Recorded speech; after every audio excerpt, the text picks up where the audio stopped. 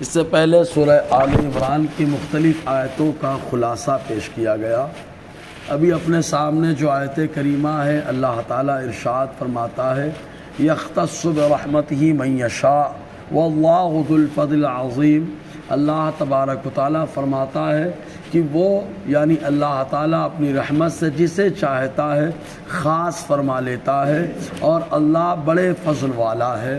تو اللہ تبارک و تعالیٰ نے یہ ارشاد فرمایا، چونکہ یہودیوں کی بات چل رہی تھی تو یہودی اپنے آپ کو افضل اور سب سے اعلیٰ اور سب سے عظمت والے کہتے تھے، تو اللہ تبارک و تعالیٰ نے ان کے مقابل امت محمدیہ کو سب سے افضل اور بہترین امت بنا دیا۔ تو ان لوگوں کو یہ بات اچھی نہ لگی، ورغلانے کے لیے اور بہکانے کے لیے بہت ساری چالیں چلتے لگے۔ تب اللہ تعالیٰ نے ارشاد فرمایا، اللہ جسے چاہتا ہے اپنی رحمت سے مالا مال فرما دیتا ہے، اور اللہ تعالیٰ بڑا فضل والا ہے، اس کے پاس فضل کی کوئی کمی نہیں ہے، بڑے فضل والا پروردگار۔ اب اللہ تبارک و تعالیٰ جسے چاہتا ہے اپنی رحمت کے ساتھ خاص فرما دیتا ہے۔ اس کی مثال ہر چیز میں آپ لے سکتے ہیں۔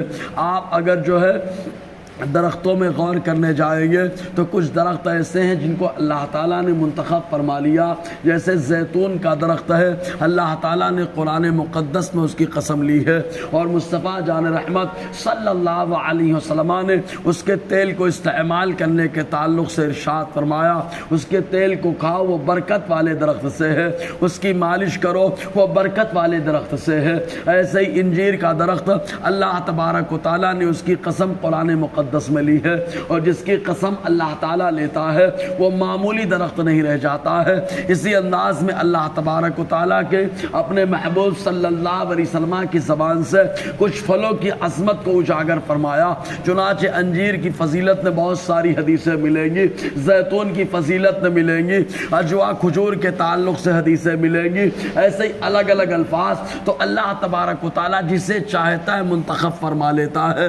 ہر درخت کو اللہ تعالیٰ نے عام نہیں رکھا ہے، اسی وجہ سے آقا علیہ السلام نے ایک موقع پر ارشاد فرمایا، مسلم شریف کی حدیث پاک حضرت عبداللہ ابن عمر رضی اللہ تعالیٰ عنہما سے روایت ہے، وہ فرماتے ہیں کہ صحابہ کرام کی موجودگی میں آقا علیہ السلام نے ارشاد فرمایا، بتاؤ کون سا ایسا درخت ہے جس کی مثال مومن کی طرح ہے، یعنی مومن کا وجود دوسرے کو فائدہ پہنچاتا ہے، تو وہ کون سا ایسا درخت ہے جس کا ایک ایک حصہ دوسرے کو فائدہ پہنچاتا ہے۔ صحابہ کرام غور کرتے رہے، ہر ایک اپنے اعتبار سے فکر کرتا ہے، اور آخر میں ایک ہی جملہ نکلتا ہے، اللہ اس کے رسول بہتر جانتے ہیں۔ مصطفیٰ نے فرمایا وہ درخت کھجور کا درخت ہے۔ حضرت عبداللہ ابن عمر اپنے والد سے کہتے ہیں، میرے دماغ میں آ گیا تھا، دل میں یہی بات آئی کہ کہہ دوں کہ کھجور کا درخت ہے۔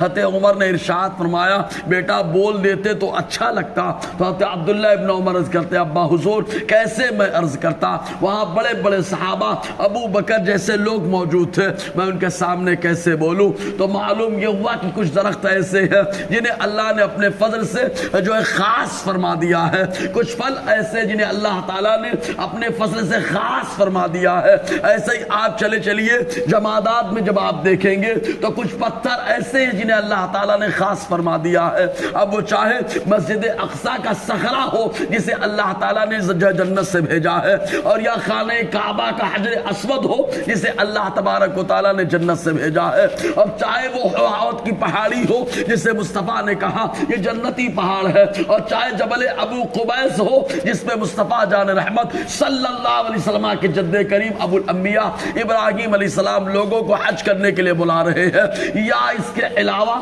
آپ غور کریں طور کا پہاڑ ہو، تو اللہ تعالیٰ پہاڑوں میں اور پتھروں میں مٹی میں جس کو چاہتا ہے اسے اپنے فضل کے ساتھ خاص فرما دیتا ہے۔ یہ تو ہو گئی مثال، اور آگے بڑے انسانوں میں بھی اللہ تعالیٰ نے جسے چاہا اسے منتخب فرما لیا، ورنہ تو پورے انسان کو کرامت کا تاج اللہ نے عطا فرمایا، اشرف المخلوقات بنایا، لیکن ان انسانوں میں اللہ تعالیٰ نے اولیاء کی جماعت کو رکھ دیا، اور اتنا پسند فرمایا کسی ولی کے نام سے کوئی سورت نازل فرما دی، اس سورت کو سورہ لقمان کہا جائے، کسی ولیہ کے نام پہ اللہ تعالیٰ نے کوئی سورت نازل فرما دی، جسے سورہ مریم کہا جائے، ولیوں کے گھرانے سے تعلق رکھنے والے لوگوں کے نام سے اللہ نے سورت کو اتار دیا۔ حضرت مریم کے والد جن کا نام عمران ہے، ان کے گھرانے کے تعلق سے پوری سورت موجود، آل عمران۔ تو اللہ تبارک و تعالیٰ جسے چاہتا ہے اس سے منتخب فرما لیتا ہے۔ انبیاء کرام کو اللہ تعالیٰ نے چن لیا۔ غرض کی اللہ تعالیٰ ارشاد فرماتا ہے یختص برحمتہ من یشاء، اللہ جسے چاہتا ہے اپنی رحمت سے خاص فرما لیتا ہے۔ واللہ ذو الفضل العظیم، اللہ تبارک و تعالیٰ بڑے فضل والا ہے، وہ جسے چاہے چن لے، جس سے چاہے جو کام لے لے۔ کبھی کبھی انسان وہ کام نہیں کر پاتا جو کام اللہ تبارک و تعالیٰ چھوٹے سے ابابیل پرندے سے کروا لیتا ہے، اور کبھی کبھی جو ہے چھوٹی سے چھوٹی چیز نہیں کر پاتی، بڑی سے بڑی چیز مل کر کے وہ کام نہیں کر پاتی۔ یہ اللہ تعالیٰ کی قدرت ہے، جب چاہے کسی کو طاقت دے اور جب چاہے اللہ تبارک و تعالیٰ آزمائش کے طور پر لے لے۔ بہرکیف آگے گفتگو رہے گی۔ اللہ تعالیٰ ہم سب کو فیضان قرآن، برکات قرآن سے مالا مال فرمائے۔